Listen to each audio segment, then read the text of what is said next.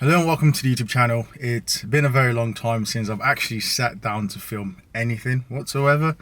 But I figured, to be honest with you, I've been watching a lot of Rundell content, especially his YouTube videos, and there's been an increase in the amount of powerlifters doing YouTube. And I also talked to a few people while I was at Euros, and a few people said, get back on YouTube. So I thought it would be good for me to document this whole journey towards. There might be a lot of rambling, but fingers crossed it's fairly structured. So I've got not an SPD day, I've got a bench and deadlift day.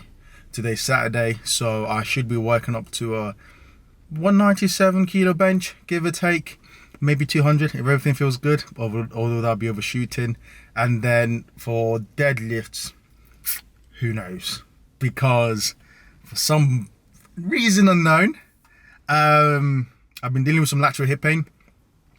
And coming into this session, I'm fairly pissed off by this, by the way. My range is anywhere between 290 to 330. Just depends on how the hip goes and how the hip is feeling. I tried to dig in with some soft tissue work, but then for some reason I woke up, my TFL is just doesn't want to let go. So I'll see how warm-ups go. My main focus right now is on bench, and hopefully I can document. I only have, really looking at my structure, I have my heaviest squat on Thursday now, and then my heaviest bench and deadlift on Saturday. So that's 2 sessions that if I don't yap too much, I should be able to comfortably record every week. Mostly because I'm just trying to match Rundell's effort and content drive right now. And I think it'll be good because Euros was a good prep, but the last 2 years of my powerlifting career, and hopefully this might be the most insecure video I ever make, but I know there's reasons why I haven't progressed on the platform as much, even though my strength in the gym has gone up, and a lot of that has done to work stress. Like my last 2 years, without going into much details, is the highest level of stress I've ever had to deal with work, and that has changed going into this year. But again, that's something I'm going to have to deal with over the next few years as I progress in my career. I'm an engineer. I've led an R&D team, so I'm currently a senior electronics engineer, and potentially going to move back into management again. So it's something I'm going to have to deal with irrespective. So I've got this little maybe 1 year break where I don't have so many managerial responsibilities, and I get the chance to be an engineer, but also naturally I want to go back into management. But enough yapping about life. That 2 year period, I was able to manage that, make some gains in the gym, but didn't necessarily translate onto a platform. But now, after years, I just feel like I've lost so much time. I just feel like I'm so far behind in comparison to where I should be. And I'm seeing a lot of people who were behind me. And bear in mind, I love seeing people grow in sports. I love it. I'm a fan of the sport. I go to Sheffield, I go to competitions, I ask for people's pictures. People go, why do you want to get into the VIP section for Sheffield and take signatures? And I'm like, I don't care. Like, I love powerlifting, I love powerlifters, I love following people's journey.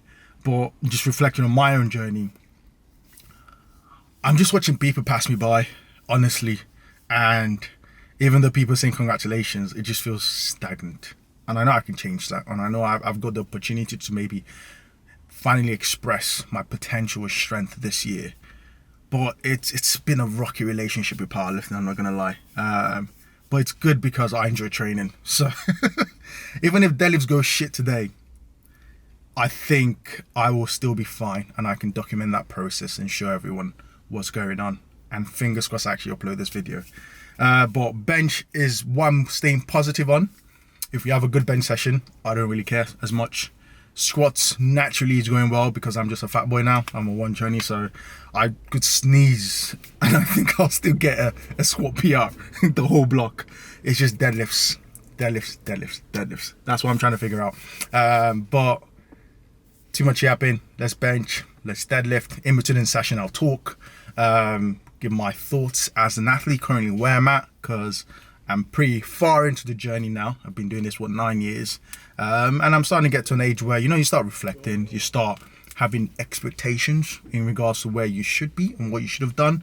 And also I'm starting to reach the age where the other life things are starting to get getting important that I need to start thinking about and considering also. So, hey, emotional dumping coming. Let's bench. Also, before I kick off the session, I am now sponsored by Bulk. Pure honestly, I made the decision to transition to Bulk because I am a very, very small influencer. I only have, what, 15k? I don't even think I've not even broken 15. I'm still at 14k followers. And ESN was an amazing brand to work with. Phenomenal, large.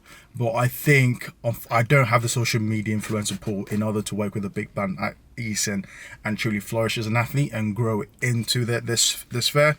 Working with Bulk is bigger potentials for me as an athlete, more influential, a lot more back and forth with the brand itself, and not feeling like you're lost and just another number that's been crunched in their system. And I think the product's actually pretty good. So I've got the pre-workout today. I love the pre-workout. I love the cream of rice and the Hero Whey with the Isoclear. The cola flavor is actually pretty good. But if you want to get any stuff, code AMJED gets you whatever percentages off on the website. But more importantly, if you want to support me for affiliate links, I've got a little link on my bio and in the YouTube video where if you click on that when you're buying stuff, then I actually get some commission back. Apart from that, it's just a nice little percentage off for you guys to enjoy.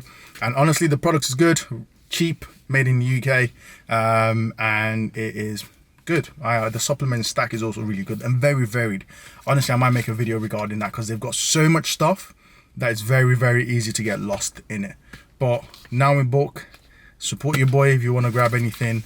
And yeah, for me, it makes more sense based off the size and presence I have currently in the powerlifting scene or even on social media.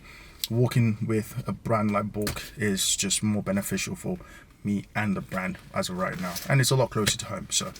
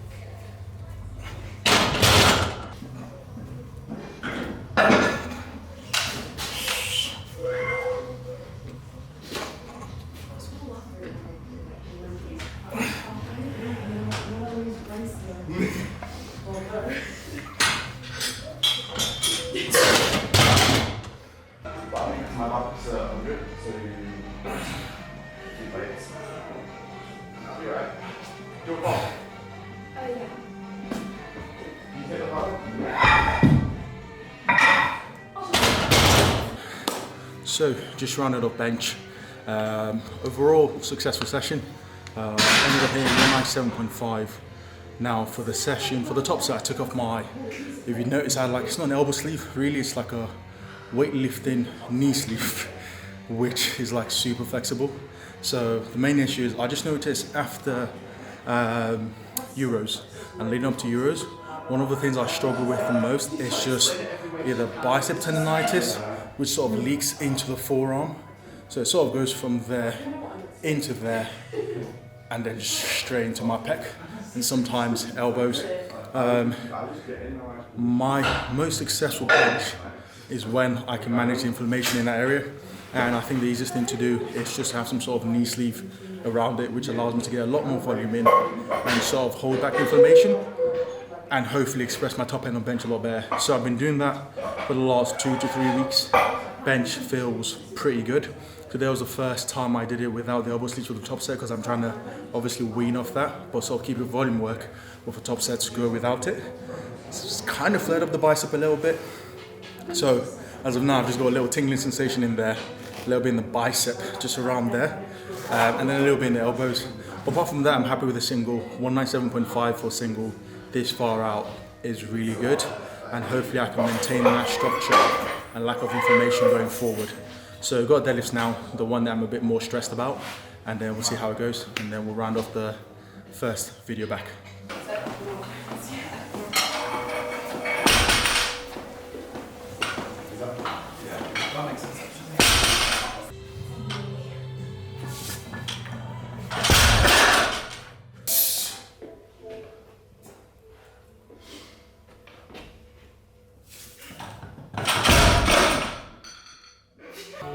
Started warming up for deadlifts now, and I think the plan is, I feel okay, I feel good actually, I feel pretty good. No irritation in the hip area as of right now. So I'm gonna do 260 for my last warm up, and then depending on that I might go 300 and then maybe go 320, 330.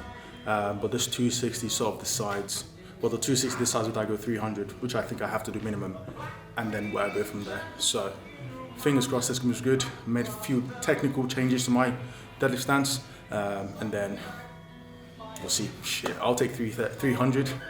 330 would be an amazing fucking day and an amazing start to everything.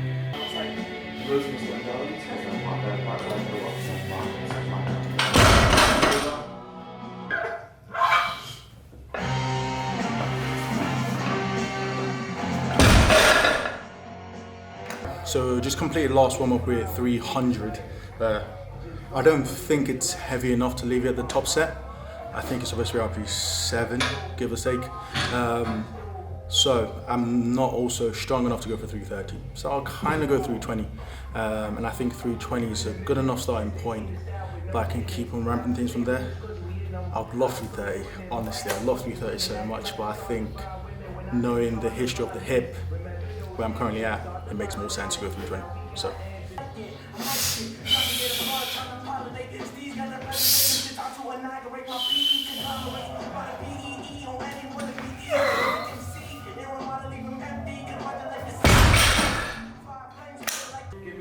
So just done the top set with 325, ended up adding an extra 2.5 on each side. I think I went over the RP, but I'm happy with it, even though it should have moved a lot better. Considering where my hip is at, it was weird because it was sort of like I started pulling and I was in the wrong position, and then my hip popped back into the right position. It's a weird way to describe it, but speed was okay. But it should have been significantly better, and just based off how that 300 moved, I think probably would have been better doing 315, 320. But if anything, this is a nice confidence booster, knowing that my hip is not 100% in the bin, and all I need to do is just pace myself a little bit better into next week, especially with recovery, because it was so inflamed last night. So to be able to do that today is good, but I need to execute better next week and hopefully start ramping back up to where I should be for deadlifts. But this is a good sign. This is a fucking good sign considering where deadlift was like a block or 2 blocks ago. So it's just, I need the hip to be healthy. I need to stay healthy, and we should be back to, I think, 380, 390 region, if not more. But I just need the hip to be in a good position. So back offs, just 240, 2.5, super easy. Fingers crossed hip don't go. And then a few accessories, but then that pretty much rounds out the whole video. I'm happy with the single, I'm happy with the bench today. Again, I've got a few issues I'm dealing with in terms of the bicep and the hip. I could show some mobility I'll be doing in the background. So for the bicep is mostly just trying to stretch out that nerve area or stretch out the muscle itself. And then I've also been including a lot more bicep work and a lot more deficit work, which is bands and maybe like dumbbells. And then with the hip, to be honest with you, I think we're just getting rid of the inflammation. That's the main thing. So I'll give that a bit more time, give that a lot more rest, see how my secondary session goes on Monday. And then I've got a nice long off period, especially next week. I'm off on holiday, so I've got a nice period to recover in time for the Thursday and then the Saturday session. And fingers crossed I come in significantly stronger, more stable, and trusting in my strength to execute on the day. So apart from that, it's been a pleasure, and hopefully I'll catch you in the next one.